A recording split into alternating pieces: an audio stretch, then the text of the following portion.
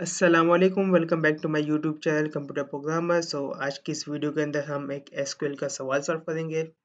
सवाल का नाम हमारे पास है राइजिंग टेम्परेचर और सवाल का नंबर है हमारे पास 197।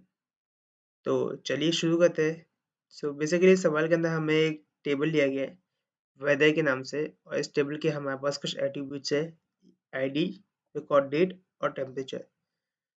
इस सवाल में बेसिकली हमें करना क्या है, हमें वो आईडी रिटर्न करनी है जिसका जो टेम्परेचर है वो हायर है as compare to its previous dates.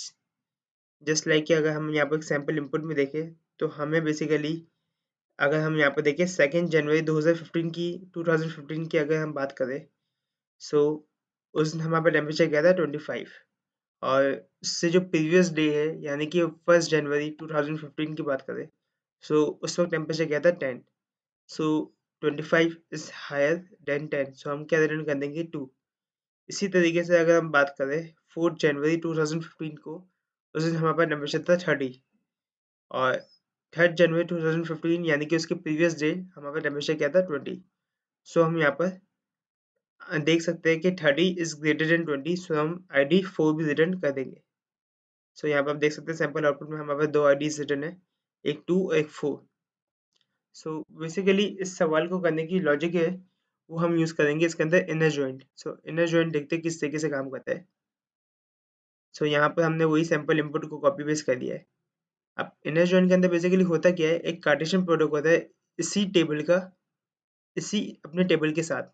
Just like के है ना, अगर हम इसी टेबल को देखें तो इसके अंदर कितनी रॉस है हमारे पास, 4 रॉस है। हमारे पास इनर जॉइन लग जाएगा तो हमारे पास टोटल कितनी रॉस आ जाएगी, 4 मल्टीप्लाई बाई 4 मतलब कि 16 रॉस आ जाएगी। और अगर कॉलम्स की बात करें तो कॉलम्स कितना आ जाएगी, 3 कॉलम्स इस टेबल के अंदर है, 3 + 3 यानी कि 6 कॉलम आ जाएंगे। इनर जॉइन में क्या होगा कि जो जो फर्स्ट हमारे पास आईडी है ना, यानी कि फर्स्ट जो रॉ है हमारे पास, वो मल्टीप्लाई हो जाएगी इस पूरे टेबल की रॉस के साथ, जितनी भी रॉस है, यानी कि 4 रॉस के साथ। तो जो 1 आईडी है वो मल्टीप्लाई हो जाएगा जितनी भी चारों आईडी है उनके साथ। जस्ट लाइक कि हम यहाँ पे देख सकते हैं, जो हमारे पास हमने यहाँ पे बेसिकली ना दो चीज़ों से यहाँ पर ना रिप्रेजेंट किया, एक W1 से पहले टेबल को रिप्रेजेंट किया है और W2 से सेकंड टेबल को। जो W1 है उसके आप देख सकते हैं कि जो पहली रॉ है वो मल्टीप्लाई हो रही है W2 की सारी रॉस के साथ, जितनी भी रॉस है, यानी कि 1 2 3 4। सही है। इसी तरीके से W1 की जो सेकंड रॉस है वो भी सारी रॉस के साथ मल्टीप्लाई हो रही है, एंड सो ऑन। अब बेसिकली होगा क्या, जब ये हमारे पास पूरा एक इनर जॉइन का टेबल बन के आ जाएगा, हम इसमें देख सकते हैं कि इजीली हम कंपैरिजन कर सकते हैं कि वो डेट्स लेकर आओ जो एक जो डिफरेंस है जिनके दरमियान एक दिन का है। सही है। यानी कि अगर हम यहाँ पर देखें, सो कि क्या क्या सेलेक्ट हो जाएगा हमारे पास, ये सेलेक्ट हो जाएगी, ये वाली डेट सेलेक्ट हो जाएगी जिसका डिफरेंस एक दिन का है, ये वाली डेट सेलेक्ट हो जाएगी जिसका डिफरेंस एक दिन का है। सही है।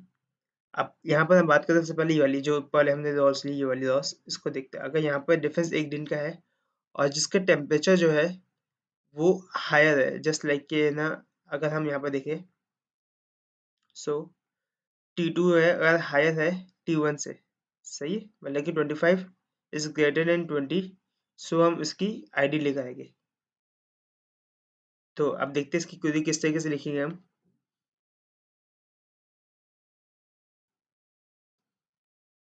यहाँ पर हम देख सकते हैं कि हमने क्या किया, दो अलाइज बना लिए, एक W1 और एक W2। W1 रिप्रेजेंट कर रहा है वेदर टेबल को, सही है, और W2 भी वेदर टेबल को रिप्रेजेंट कर रहा है। बेसिकली हमने यहाँ पर इनर जॉइन लगाया है। तो हम यहाँ पे देख सकते हैं कि हमने क्या किया, एक आईडी ले ली, W1 की आईडी ले लो या आप W2 की आईडी ले लो, इससे कुछ फर्क नहीं पड़ता क्योंकि एक ही आईडी है नहीं बेसिकली आपके पास। हमने क्या किया है, एक डेट का डिफरेंस चेक किया है कि अगर ना W1 के जो रिकॉर्ड डेट है और W2 की जो रिकॉर्ड डेट है उसमें अगर डिफरेंस जो है वो एक दिन का है तो वो वाली सारी डेट सेलेक्ट कर लो। और इसके अलावा हमने क्या किया, एक कंडीशन एक और लगाई है कि W1 का टेम्परेचर जो है वो ज़्यादा है W2 के टेम्परेचर से।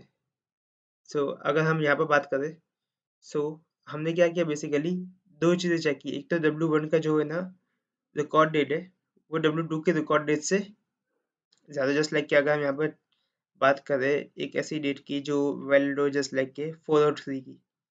सो अगर हमने क्या किया कि W1 के रिकॉर्ड डेट और W2 के रिकॉर्ड डेट के अंदर सबसे पहले डिफरेंस चेक किया, अगर वो एक दिन का है तो वो सेलेक्ट कर लो, और इसके साथ साथ जो W1 का टेम्परेचर है वो अगर ग्रेटर है W2 की टेम्परेचर से तो W1 की आईडी लेकर दो। W1 की आईडी क्या है हमारे पास 4, तो आउटपुट में हमारे पास क्या आ जाएगा 4।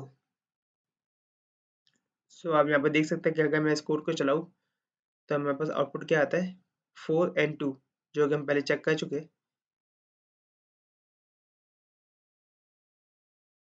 सो यहाँ पर हमारे पास आउटपुट आ चुके हैं, अब इस कोड को सबमिट कर देते हैं।